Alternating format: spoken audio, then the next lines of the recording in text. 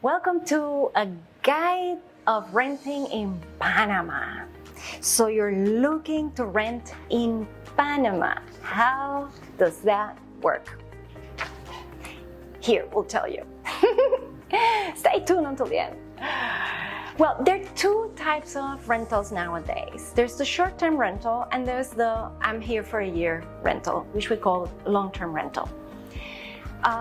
Just a bit ago, I published a video about people exploring Panama for the first time and wanting to get a sense on whether they're going to like it here, on which areas they would connect with, what type of community, what type of lifestyle they dream. Is that true?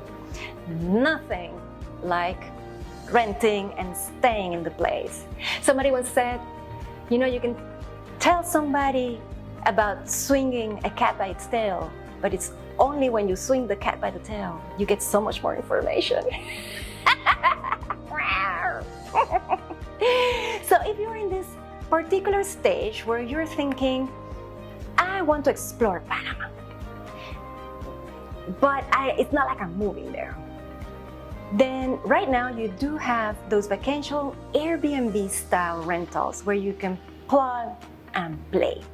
And that's great because it's maximum flexibility and it's just so comfortable. You go in, everything is furnished, you have internet, you have electricity, you have water, everything is there for you. You just roll in with your bag, play, roll out with your bag, and somebody cleaned it, right? Ding! You don't like it, you got a chart, you leave, right? Bing! That is not the situation with a long-term rental. I have gotten so many phone calls of people saying, hey, I see your apartment in so-and-so in your website and the balconies. Is it available for rent? I want to rent it. I was like, yes, it's available for long-term rentals, 12 months. It's like, okay, is it available for 3 months? I'm like, no, it's not. Can it be for 15 days? No, it's not. And it's not like they don't want to at the end of the day. It's just that it's not set up like that. Even if you see an apartment in our website, most likely it's going to be a 12-month minimum rental. That type of apartment is just not set up for shorts. What does that mean? It has no internet, no cable service. Sometimes it doesn't even have electricity hooked up. So it can't be rented to a short term, not even a 3-month rental. So truly, your best source for anything shorter than a year, it's going to be on a short-term rental, vacation-friendly, Airbnb-style type of website. And you'll see the number of options. Is it more expensive? Yes. Why? It includes your electricity bill, your internet bill, sometimes the cleaning fees. It is going to be set up for you. So that's the reason why. Now, you decided, yes, I want to rent, and I'm staying here for a year. What does that look like? Usually here in Panama, you have to fill out a due diligence form, your passport, all of that. What do you do? And just like a know your client basic, due diligence. The contract will have a deposit and a first month. Depending on the property and depending, for example, pets. If you're bringing a pet, it's going to have a pet deposit. Some luxury property will also ask for a deposit towards the furniture, for example. So they're very careful about that. Some contracts will ask first, last, and deposit. So make sure to understand for this particular property, what are the requirements for this particular owner? The most common is going to be deposit and first. The deposit is equal to 1 month. So in essence, you're paying 1 month, 1 month, 1 month. It's all kind of the same. For the pet, I have seen anywhere between 500, sometimes a little bit more, depends on the pet. I found it really useful because I'm a dog lover, I'm a pet lover, I understand the struggle. I found it really useful to send a photo of the family with the pet. For the other part to understand what we're talking about, right? You have to understand this is the first time both parties see each other and they're starting a relationship where they really don't know each other. So the more you can give, then the more the other person can understand and then make a choice. Harder when you choose a place with wood floors. Most likely that type of unit is not going to be pet friendly. No matter if your dog is an elderly dog, they're trained, it's just going to be harder. And part of the negotiation eventually will end up in a higher deposit for the pet. And if there are any scratches on the floor, then that's going to be on you and you're going to end up paying for the sanding of the whole apartment. So be very mindful of that if you have a pet. I know that with our dog, I have wooden floors. I had to endure that whole sanding. It was not fun.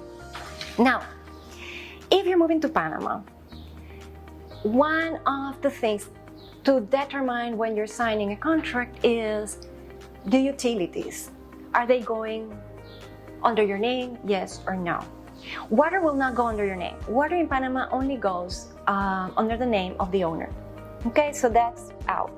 Usually electricity is the one that you will be making a contract with the electricity company. And I've made a whole video about how to do that. Go check that out. Sometimes people need a legal address in Panama. And for that population, you need some sort of bill to your name. Every country has a different way to see that. Electricity tends to be the one where everybody says, okay, just present the electricity company bill. I think you can also in some countries present a phone bill, but electricity is going to be one of those. Ask on every apartment because I have seen different situations everywhere. So if that is your case, do let us know. Now, you rented for 12 months and somehow you decide that you're going to be absent for 4 months. What does that mean? Can you sublease? Unless it has been approved by the owner, the answer is no, you cannot. Because remember, this is a relationship between the owner and you. The owner is liable for whomever is in that apartment in terms of whatever activity they do that bothers everybody else. They need to understand who's there. They know at this point you. They don't know the other person. So in general, every contract, long-term contract that I've seen says no, you are not going to do that unless there's a written approval by the owner. So you will have to have that conversation with them and present who this person is and all that, because that person is going to have keys, going to have access. You know, everybody is very mindful of that. Okay? So if that's going to be in your mind, address that early. Yes, you can have guests. That's different. But if that guest is going to be there 4 months, people need to know, you know? And if you're going to be charging, it's going to get sticky. So my recommendation is, it's a straight no. Those contracts, they say no subletting. You can have family, you can have friends over. You cannot Airbnb while you're there. People get really upset about that, and especially neighbors get extremely upset about that. So that answer is very tricky. If that's something you need from the beginning of your rental, then let's talk about it and try to connect you with options that would be friendlier to that model, don't bring it back afterwards or try to do it thinking it's okay. No, it's not. Okay, so for those of you who are UN, embassy, or NGOs that are coming to Panama under the diplomatic status, there's something called the diplomatic clause. And that will look different for everyone, because I have seen, even inside United Nations, every chapter has a different clause. So usually I ask the delegate, do you know what your diplomatic clause says specifically? If you don't, ask your HR and send me the clause so I can see it. Not every owner accepts a diplomatic clause. So it's important to address that from the beginning. When you're gonna make an offer on an apartment, that needs to be in there. It cannot come out later, because usually that clause tends to say that if you are relocated before the 12 months or whatever the term of the contract, if you're relocated for the purposes of jobs, your delegation change you countries, then you can leave without losing your deposit. The owner then has to make a decision on whether he or she is okay with that. And there's a lot that goes into play, but we need to know that from the beginning, and that needs to go into the contract. It really does need to get accepted by all parties. That does not involve you leaving for other purposes. It's leaving for the purposes of your job. Your employer changed you of country, therefore you're leaving Panama, therefore you are, breaking the contract. So that's really, really important.